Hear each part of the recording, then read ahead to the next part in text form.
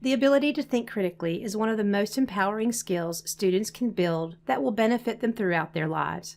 Students today are constantly exposed to flawed arguments and biased views, and they need to develop those critical thinking skills that will help them to think for themselves and discern truth from fiction.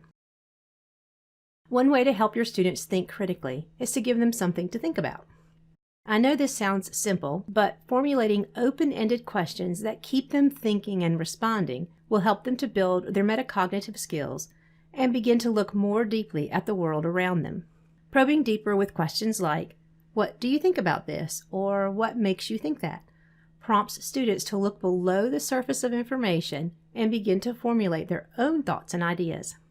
One lesson I use that has students synthesize information on their own is one I call Big Words, where students analyze sample quotations looking for big words. Let me show you an example to explain it. I had my class get into small groups and search for online resources on Martin Luther King's life and times. If I were doing this activity with younger students, I would provide books or copies of short articles for them to read, but with older students, I could provide a list of online resources, or I could let them find and evaluate their own resources, depending upon the group. It's a pretty flexible teaching technique that you can use with any topic. One thing I like to do during an activity like this is to have one group using the browser on the smartboard to find and discuss articles, because they can provide a model to guide the other groups as they work. Once they've had some time to look through and discuss the sources, I would bring them back together to teach the differences between the denotation and connotation of a word and provide some examples. Then I would lead them to an understanding of the idea of big or meaningful words. I explained that what I mean by big words are words that have power and importance and aren't necessarily long words. I have them share some of Dr. King's big words like freedom, peace, love.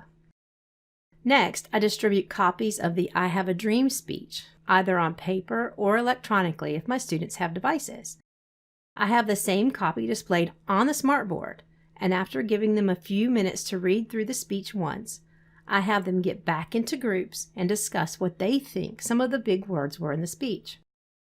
After the discussion begins to wind down, I re-engage them by having them help me find the big words they found in the speech, and we begin to highlight and annotate the copy of the speech I have on the smartboard. As a follow-up activity, we would make a list on the board of all the big words we uncovered, and then I would have the students create a found poem using the words from the list. Finally, I could have them write a reflective paragraph explaining how they chose the words they did for the found poem.